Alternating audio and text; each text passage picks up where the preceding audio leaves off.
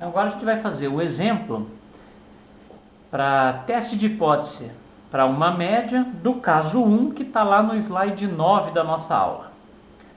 O exemplo é o seguinte: uma montadora de carros afirma que os veículos produzidos atingem 15 km com apenas 1 litro de combustível. Ok? Então essa é uma afirmação feita pelo fabricante. Então vou colocar aqui. A afirmação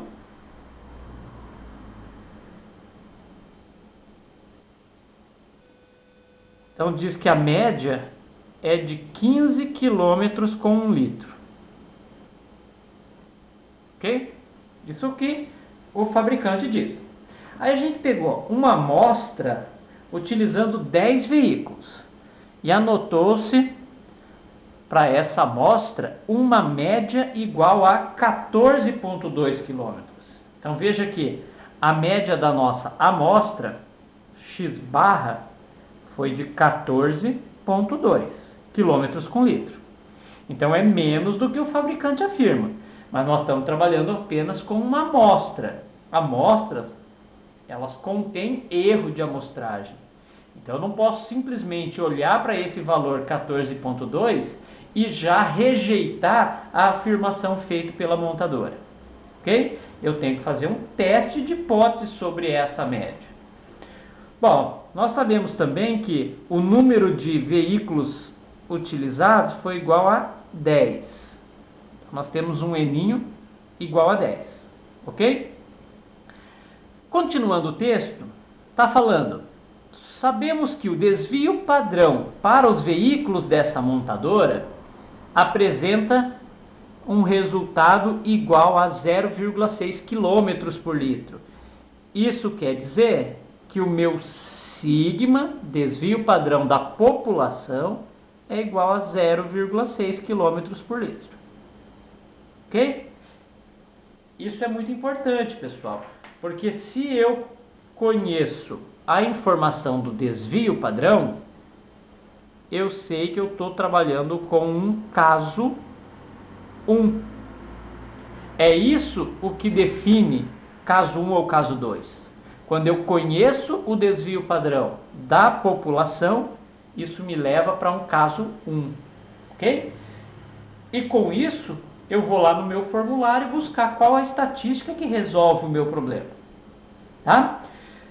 O que eu quero nesse exercício? Testar a hipótese de que a autonomia é menor do que aquela afirmada pela montadora. Pessoal, todo teste de hipótese, ele começa pela elaboração das hipóteses. Então, vou colocar aqui, ó, primeiro passo da nossa receita de bolo: elaborar as hipóteses.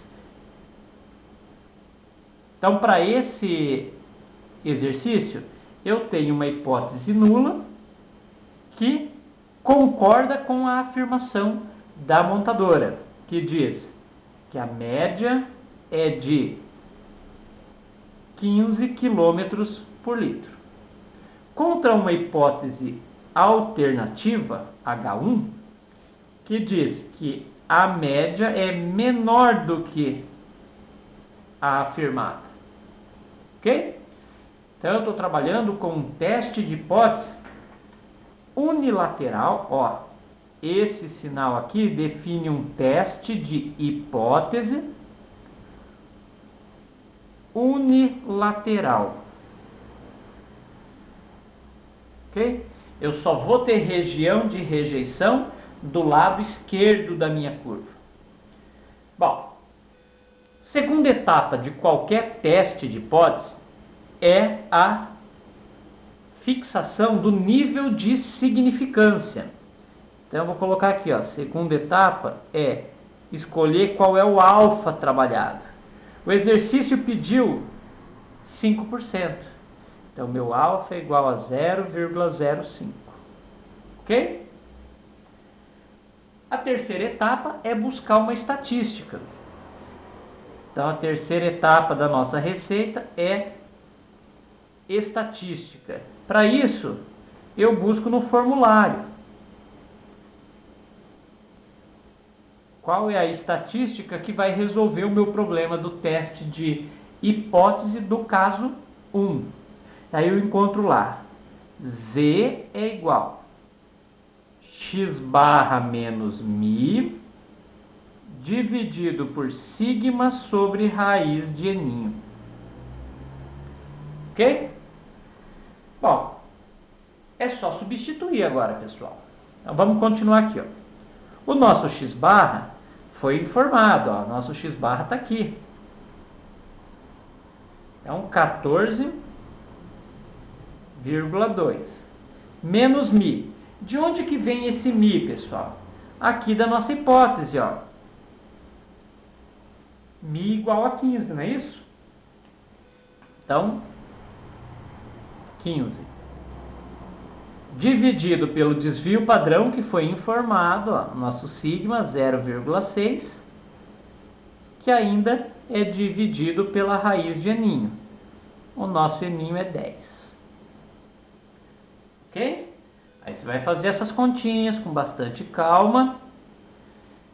E o resultado disso vai ser menos um negativo que surge aqui em cima da fórmula, quando eu diminuo 15 de 14,2, né? Vai surgir um negativo. Quando dividido por isso, nos leva para menos 4,21. Esse é o valor da nossa estatística. Esse é o valor da diferença padronizada. Tudo bem? Bom, continuando. O quarto passo de qualquer teste de hipótese é o gráfico. É pelo gráfico que a gente conclui. A nossa distribuição envolvida é a distribuição Z. Distribuição Z sempre leva para a curva normal. Então eu vou fazer aqui o rabisco do que é a nossa curva normal. Uma curva em formato de sino. Aqui eu tenho os valores de x.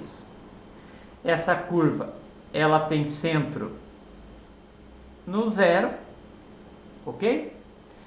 E agora, pessoal, eu tenho que marcar onde são as regiões de aceitação e região de rejeição da hipótese nula. Como o nosso teste é unilateral e a flechinha aponta para o lado esquerdo, eu só tenho região de rejeição aqui, ó.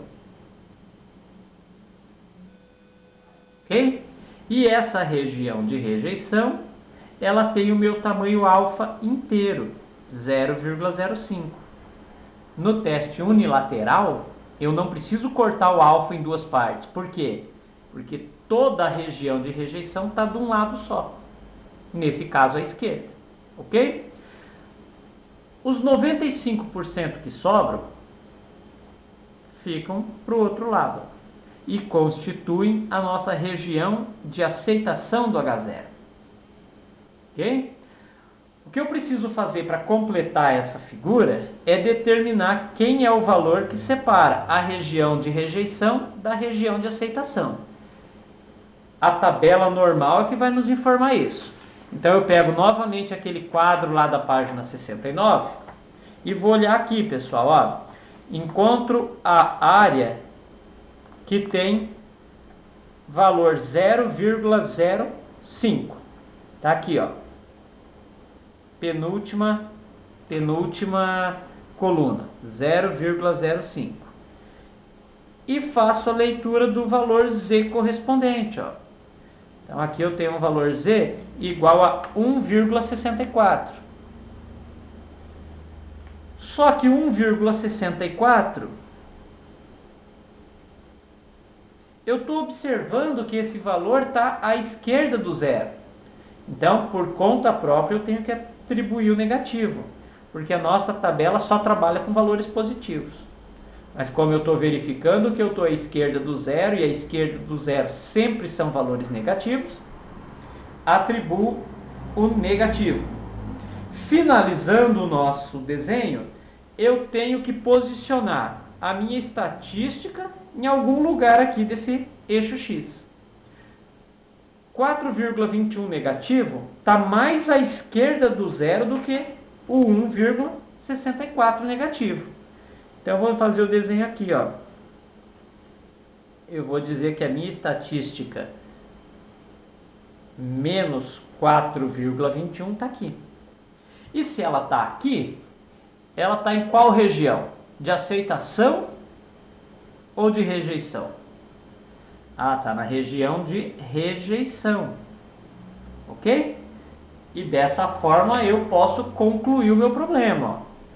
Quinto e último passo da nossa receita. Conclusão. Que conclusão eu posso ter aqui? Primeiro, vou escrever assim, genérico. Ó. Rejeitar H0. O que significa rejeitar H0, pessoal? Vamos voltar lá em cima e ver o que estava escrito em H0. H0 estava dizendo que a média era igual a 15, mas eu estou rejeitando isso. O que sobrou? Sobrou o H1. E o H1 diz que, então, a média é menor do que 15. E assim eu concluo. Logo, a média é inferior